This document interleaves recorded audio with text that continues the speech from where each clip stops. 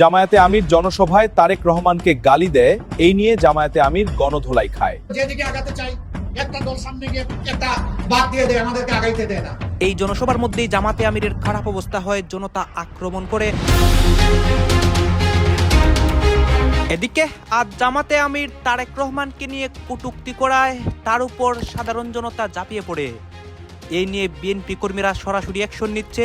কিছুদিন পরে এই দেশে জাতীয় নির্বাচন অনুষ্ঠিত হবে। একদিকে এই নির্বাচন নিয়ে একটা উৎসব আমেজ লক্ষ্য করা যাচ্ছে, আরেকদিকে কিছু মানুষ এই নির্বাচন নিয়ে বেশ চিন্তায় আছে। তারা ভাবতেছে এই নির্বাচনে কে জয়ী হলে আসলে কি হবে। কেউ ভাবতেছে এবার জামাত আমির তারেক রহমানের বক্তব্যের প্রত্যুত্তর দিয়েছেন। তারেক রহমান সাহেব আমি দেখেছি তিনি দায়িত্ব নিয়েছেন, তার দলকে দায়িত্ব নিয়েছেন। ক্ষমতায় না থেকেও কিভাবে ক্ষমতার চর্চা করতে হয় শেখ হাসিনা সেটাও বাংলাদেশের রাজনীতিকে শিখিয়ে চলেছেন নিয়মিত। লক্ষ্য করুন, সন্ত্রাসীদের দ্বারা বাংলাদেশ দখল হওয়ার কারণে ক্ষমতাচ্যুত হওয়ার পর থেকেও তিনি মূলত বাংলাদেশের রাজনীতিকে নির্দেশনা দিয়ে চলেছেন। ধীরে ধীরে পিনাকি ভট্টাচার্যের সেই জল্পনা কল্পনা সত্য হচ্ছে।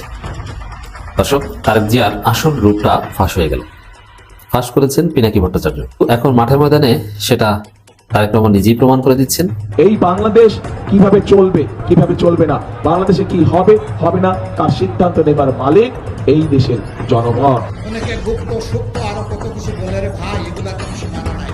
আসলে এরই বলে খেলার নাম বাবাজি। এইভাবেই জামাতে আমির নির্বাচনী জনসভায় তারেক রহমানকে নিয়ে মন্তব্য করে আজকে কঠিন বিপদের মুখে পড়ে। অন্যদিকে তারেক রহমান ও জামাতকে নিয়ে অনেক কথা বলতেছে।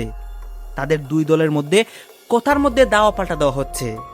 দর্শক শ্রোতা, আপনারা জানেন নির্বাচনকে কেন্দ্র করে দেশের প্রত্যেকটা রাজনৈতিক দল বর্তমানে রাজপথে রয়েছে, সবার দুয়ারে দুয়ারে গিয়ে ভোট চাচ্ছে।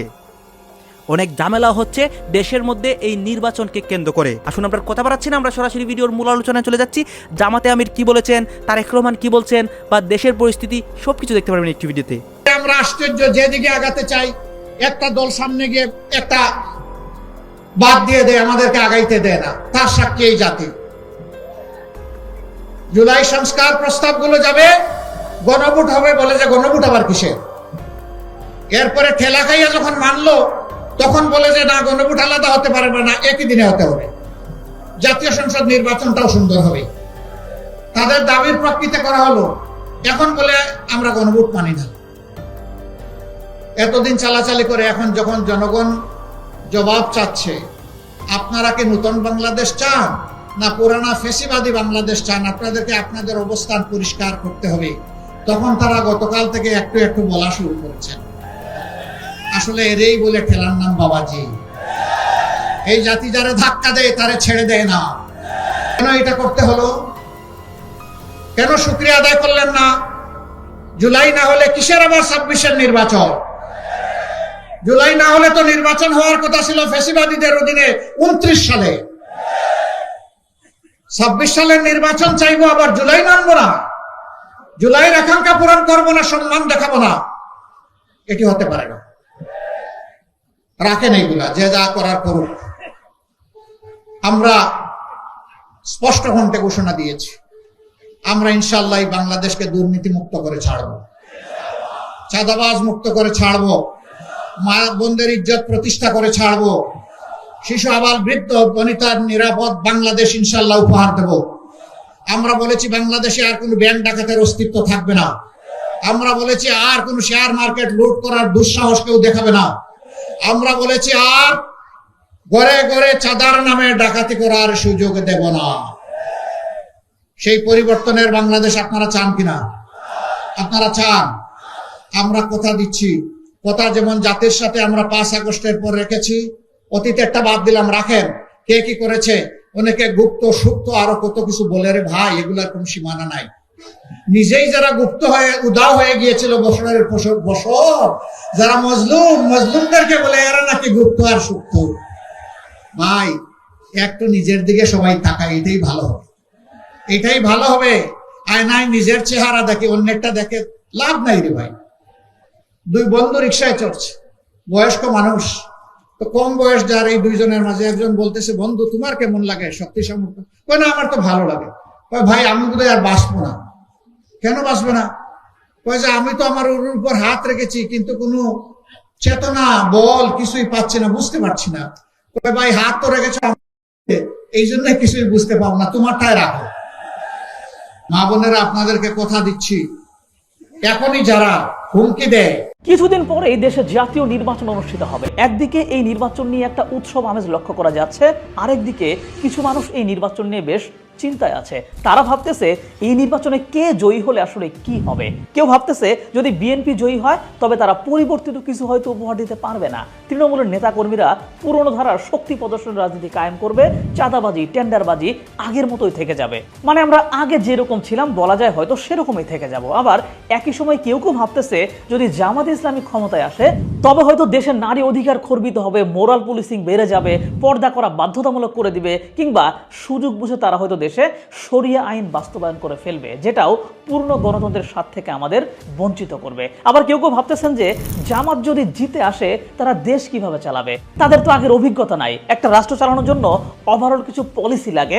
জামাতের কাছে সেরকম কোনো পলিসি আছে কিনা সেটা নিয়েও অনেকে প্রশ্ন তুলতেছেন।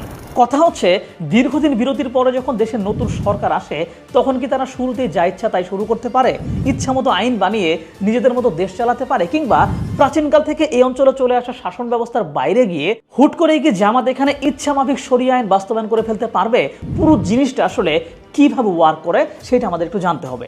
আবার 17 বছর ধরে নির্যাতিত বিএনপি যদি ক্ষমতায় আসে তারা কি তাদের দুঃসময় এবং হাসিনার পতনের কথা সাথে সাথেই ভুলে যাবে এবং ভুলে গিয়ে তারাও কি যা ইচ্ছা তাই শুরু করতে পারবে? যদি শুরু করে দেয় তবে তাদের ভবিষ্যৎ কি হবে সেটাও জানতে হবে। তো চলুন আজকের ভিডিওতে এই দুইটা সাইডে আলোচনা করি। বিএনপি ক্ষমতায় আসলে কি হবে এবং জামাত ক্ষমতায় আসলে কি হবে এসব আমরা দেখব, এবং সাধারণ মানুষ এই দুইটা দলের ক্ষমতা নিয়ে যে আশঙ্কাগুলো করতেছে সেসব আশঙ্কার সম্ভাবনা আসলে কতটা প্রকট সেটাও আলোচনা করব। চলুন শুরু করি। আর হ্যাঁ, আপনি হয়তো অনেকদিন যাবত আমার ভিডিও দেখতেছেন কিন্তু এখনো চ্যানেলটা সাবস্ক্রাইব করেন নাই, না করে থাকলে এখনই সাবস্ক্রাইব করেন। আর আপনি যদি ফেসবুকে এই ভিডিওটা দেখে থাকেন আপনার জানা থাকার কথা আমার একটা ইউটিউব চ্যানেল আছে, ইউটিউবে যান, সাবস্ক্রাইব করে আসুন।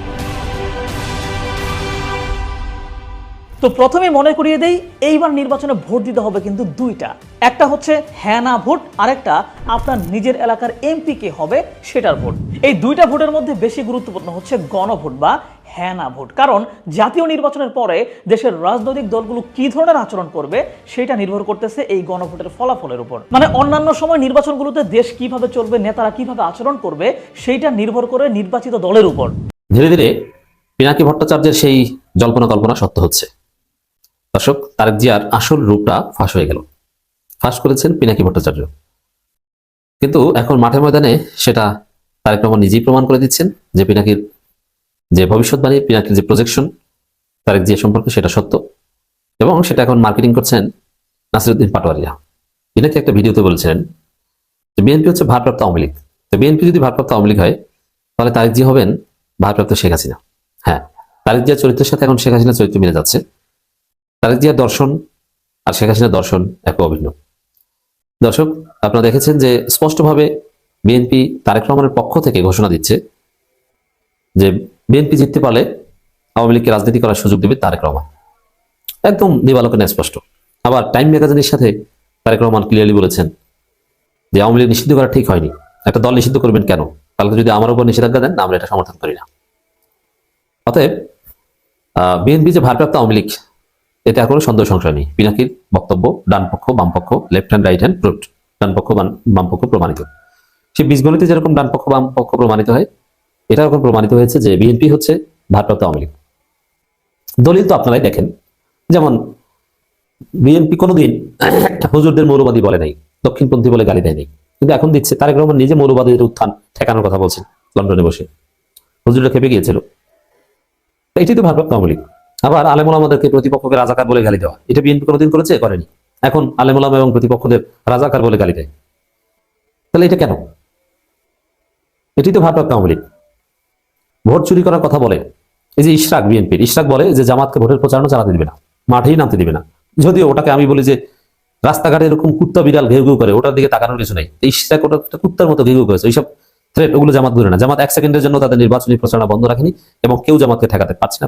নির্বাচনের দোরগোড়ায় বাংলাদেশ। নির্বাচন যত ঘনিয়ে আসছে রাজনীতির বাতাস তত ভারী হচ্ছে।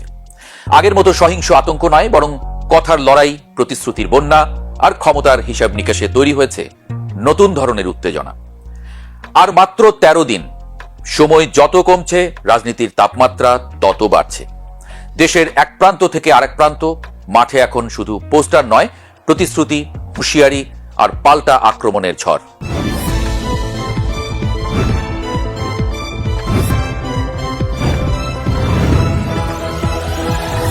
ত্রয়োদশ জাতীয় সংসদ নির্বাচন সামনে রেখে প্রচারণার প্রথম 7 দিনেই এটা স্পষ্ট, এই নির্বাচন শুধু ক্ষমতার নয়, রাজনৈতিক বয়ানের লড়াই। বিএনপি, জামায়াত ইসলামী আর নবাগত জাতীয় নাগরিক পার্টি এনসিপি সবাই মাঠে। জনসভায় লাখো মানুষের উপস্থিতি বলছে দীর্ঘদিন পর ভোটের রাজনীতি আবার মানুষকে টানছে। কিন্তু সেই সঙ্গে বাড়ছে উত্তেজনাও। মঞ্চে মঞ্চে একে অপরকে নিশানা করে বক্তব্য, অভিযোগের তীর, হুমকির ভাষা, সব মিলিয়ে রাজনীতি এখন সরাসরি সংঘাতের ভাষায় কথা বলছে। গত 7 দিনের প্রচারণায় সবচেয়ে আলোচিত শব্দবন্ধ বেহেশতের টিকিট। জামায়াতের বিরুদ্ধে ধর্ম ব্যবহার করে ভোট চাইবার অভিযোগ তুলেছে বিএনপি। বিএনপির শীর্ষ নেতারা সরাসরি বলছেন বেহেশতের টিকিট মানুষ দিতে পারে না, একমাত্র আল্লাহ দিতে পারেন। এই বক্তব্য শুধু মঞ্চেই সীমাবদ্ধ থাকেনি, টকশো, ফেসবুক, ইউটিউব সবখানেই আগুন ধরিয়েছে। দোজখের মালিক আল্লাহ, বেহেশতের মালিক আল্লাহ, এই পৃথিবীর মালিক আল্লাহ, কাবার মালিক আল্লাহ। আরে ভাই, যেটার মালিক আল্লাহ সেটা কি অন্য কেউ দেওয়ার ক্ষমতা রাখে? এর জবাবে জামায়াতও চুপ থাকেনি, কিন্তু দ্রুতই পাল্টা অভিযোগ তুলেছে বিএনপির বিরুদ্ধে। দুর্নীতির রাজনীতি, 4 বার চ্যাম্পিয়ন হওয়ার ইতিহাস। এই বক্তব্যের জবাবে তারেক রহমান প্রশ্ন ছুড়ে দেন, আপনাদের দলের 2 জন মন্ত্রী সরকারে থেকেও পদত্যাগ করলেন না কেন? না, এখানেই থামেননি তারা। মুক্তিযুদ্ধের প্রসঙ্গ টেনে তারেক রহমান বলেন, একটি দল সম্পর্কে নতুন করে জানার কিছু নেই। মুক্তিযুদ্ধের সময়ই মানুষ তাদের চিনে ফেলেছে। জামায়াত এটিকে রাজনৈতিক আক্রমণ হিসেবে দেখছে, ফলে মাঠে তৈরি হয়েছে আদর্শ বনাম আদর্শের সরাসরি সংঘর্ষ। আর উত্তেজনায় ঘি ঢালে হুঁশিয়ারির ভাষা। জামায়াতের আমির ডাক্তার শফিকুর রহমান বলেন, পায়ে পাড়া দিয়ে ঝগড়া বাঁধাতে এলে ছেড়ে দেয়া হবে না। আমরা কারো পায়ে পাড়া দিয়ে ঝগড়া বাঁধাতে চাই না, কিন্তু কেউ ঝগড়া বাঁধাতে আসলে ছেড়ে দেওয়া হবে না। পাল্টা জবাবে তারেক রহমান বলেন, স্বৈরাচারের ভাষা ব্যবহার করা হচ্ছে। এই মুহূর্তে একটি রাজনৈতিক দল যে স্বৈরাচার পালিয়ে গিয়েছে, সেই স্বৈরাচারের মুখের ভাষা ব্যবহার করছে বিএনপির বিরুদ্ধে। এর মাঝেই এনসিপি নেতা নাসির উদ্দিন পাটোয়ারির উপর ডিম নিক্ষেপের ঘটনা পরিস্থিতিকে আরো গরম করে তুলেছে। ঘটনার পর এনসিপির আহ্বায়ক নাহিদ ইসলাম বলেন, আঘাত হলে পাল্টা আঘাত করা হবে। আমরা স্পষ্টভাবে বলতে আসছি, হুঁশিয়ারি দিতে আসছি, যদি আঘাত আসে তাহলে পাল্টা আঘাত আসে। রাজনীতিতে ঢুকে পড়ে রাস্তাঘাটের উত্তেজনার ভাষা। আবার আসি প্রতিশ্রুতির বন্যায়। প্রচারণায় 7 দিনের প্রতিশ্রুতির অভাব নেই। শিক্ষা, স্বাস্থ্য, কর্মসংস্থান, নিরাপত্তা সবকিছু নিয়েই কথা বলছে দলগুলো। কিন্তু বিশ্লেষক আর জনগণের প্রশ্ন একটাই, এই প্রতিশ্রুতিগুলো বাস্তবায়নের রোডম্যাপ কোথায়? রাজনৈতিক বিশ্লেষক আলতাফ পারভেজ স্পষ্ট করে বলেছেন, স্বাস্থ্য খাতে বিএনপি বলছে জিডিপির 5 ভাগ বরাদ্দ দেবে, জামায়াত বলছে 6 থেকে 8 ভাগ। কিন্তু টাকা আসবে কোথা থেকে? সেই প্রশ্নের উত্তর নেই। এই বাংলাদেশ কিভাবে চলবে, কিভাবে চলবে না, বাংলাদেশে কি হবে, হবে না, তার সিদ্ধান্ত নেবার মালিক এই দেশের জনগণ। সারা বাংলাদেশে গ্রামে গঞ্জে, আনাচে কানাচে মানুষ বিভিন্নভাবে বঞ্চিত হয়েছে। এলাকার উন্নয়ন থেকে, মানুষের বিভিন্ন দাবি দাওয়া থেকে তারা বঞ্চিত হয়েছে। আমরা দেখেছি ঢাকা শহর সহ কিছু বড় বড় শহরে কিছু মেগা প্রজেক্ট হয়েছে, কিন্তু একই সাথে আমরা দেখেছি মেগা প্রজেক্টের নামে মেগা দুর্নীতিও হয়েছে। সেই সময় আমরা যেমন খুন দেখেছি, গুম দেখেছি, মিথ্যে মামলা দেখেছি, গায়েবী মামলা দেখেছি, ঠিক একইভাবে আমরা প্রচন্ড রকম দুর্নীতিও দেখেছি, মেগা মেগা দুর্নীতি দেখেছি আমরা সেই সময়। প্রিয় ভাই বোনেরা, এই অবস্থার পরিবর্তনের সময় চলে এসেছে। এই অবস্থার পরিবর্তন করতে হবে, কিন্তু এই অবস্থার পরিবর্তন যদি করতে হয়, ঠিক 5 তারিখে দল মত নির্বিশেষে বাংলাদেশের জনগণ যেমন রাজপথে নেমে এসেছিল, ঠিক একইভাবে আগামী 12 তারিখের নির্বাচনে আপনারা যারা ভোটার, আপনাদের সকলকে ভোট কেন্দ্রে নেমে আসতে হবে।